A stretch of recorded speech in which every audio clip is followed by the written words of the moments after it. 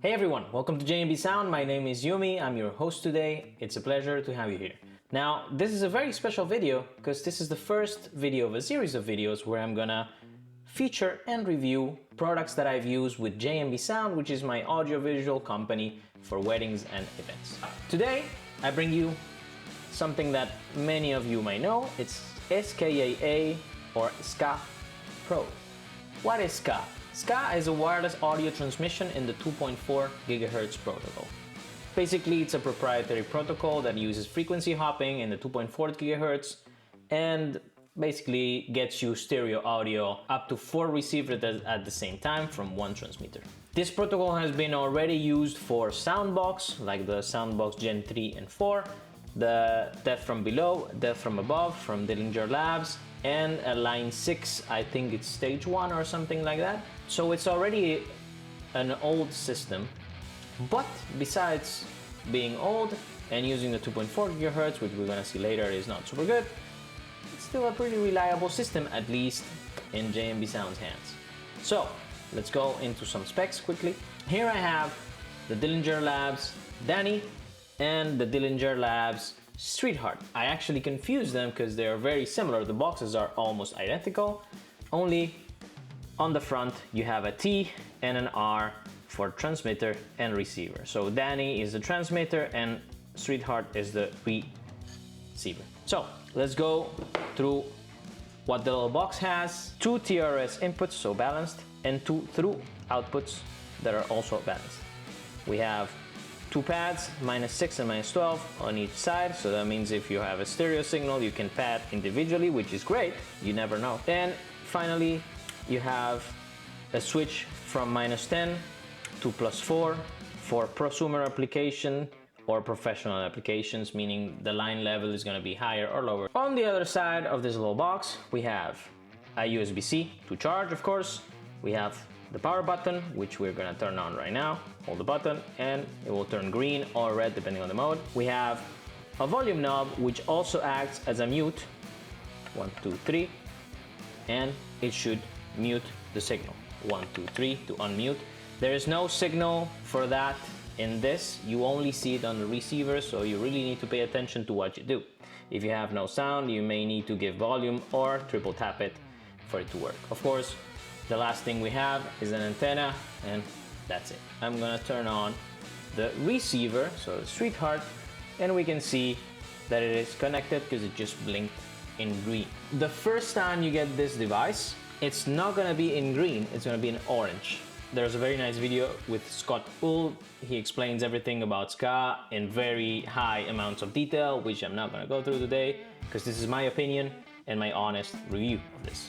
The best way to show you that this is working is to triple tap the transmitter 1, 2, 3 to switch it mode, and you can see that they both switch modes pretty fast. So that means they are already connected, and as long as you're in the green mode, which is SKAA normal mode, you actually have up to 4 receivers, meaning 4 of these, or 2 of these and 2 Death from Below, or 1 of these, 2 Death from Above, 1 Death from Below. Well, they can all mix and match.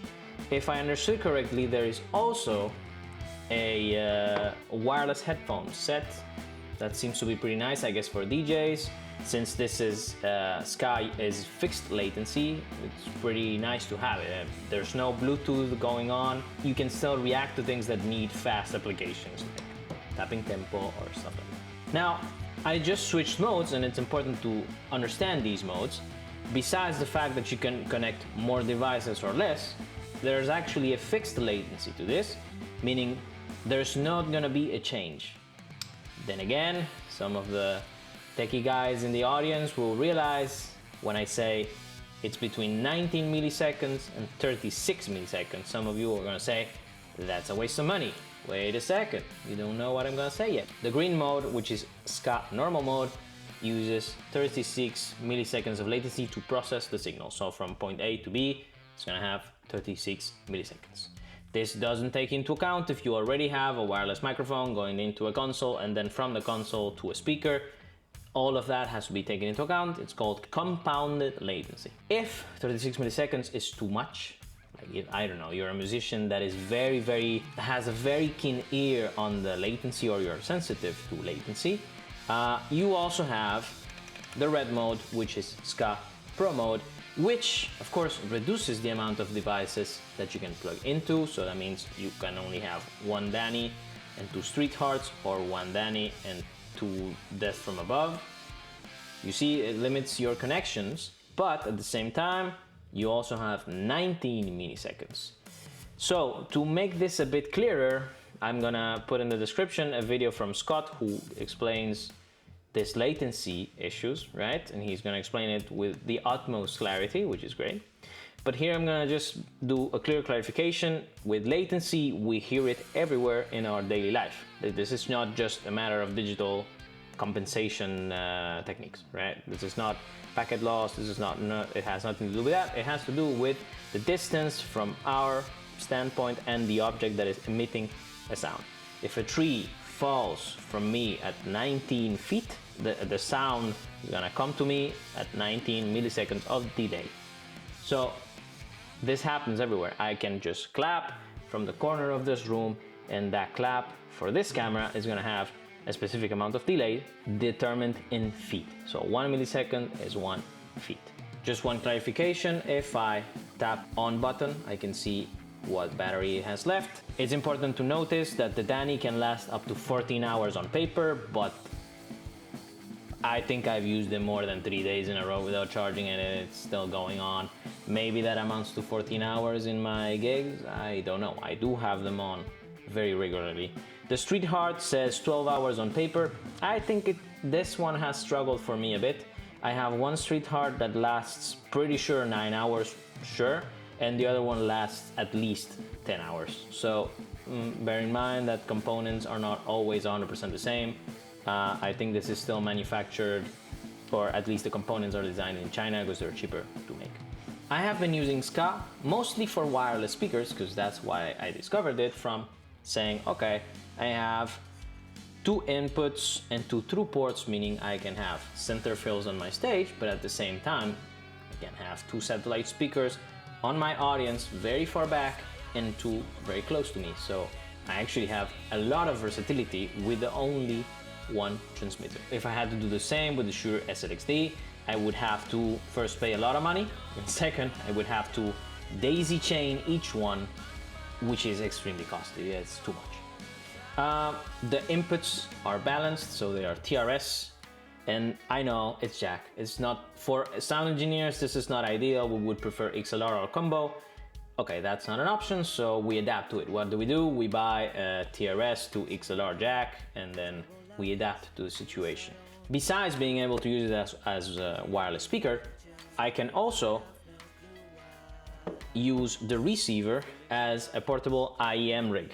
So if I have an extra musician that showed up and says, I also want the mix, well, the good thing is I can still daisy chain my IEM rack into this, and then I can feed that guy a signal, or 2 guys a signal if they're close by, of course.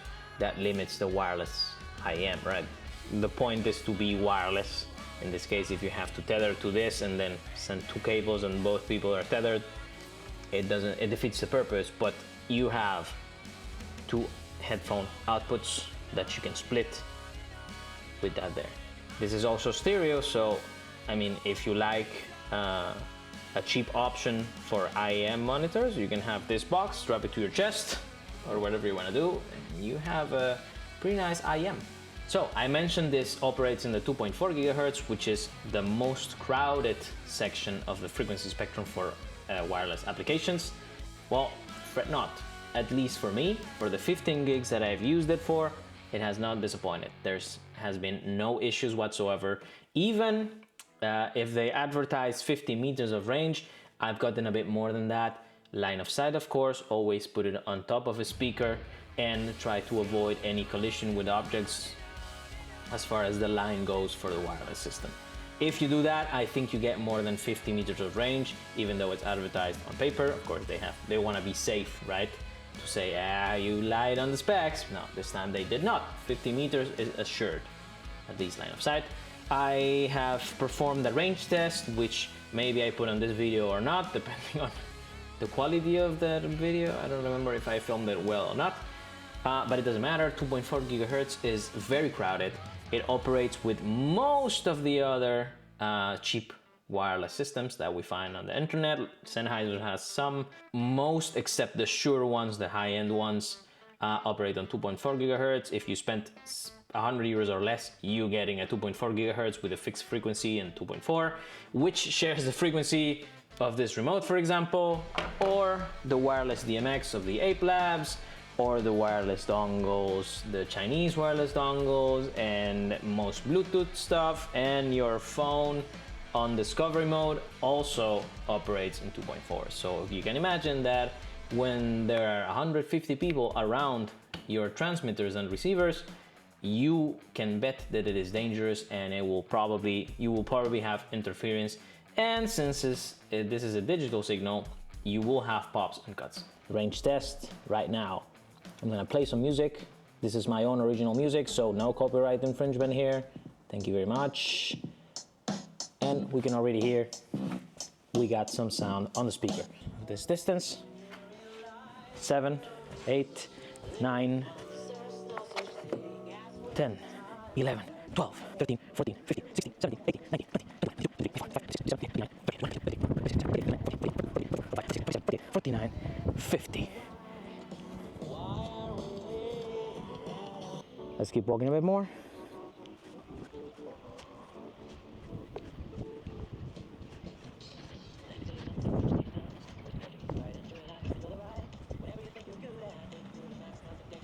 Okay, about 80 meters in and through a building, I can hear some shutdowns. Still, it is very, very accurate so far, and that has already surpassed my expectations. Like, who's gonna put a speaker that far, you know, and behind walls? But you can hear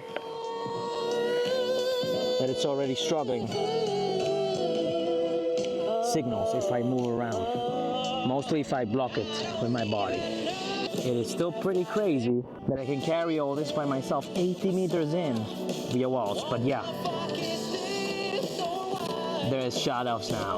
All right, so far no disappointment though, as long as you maintain line of sight and you don't go over those 50 meters of range in paper, you should be good to go.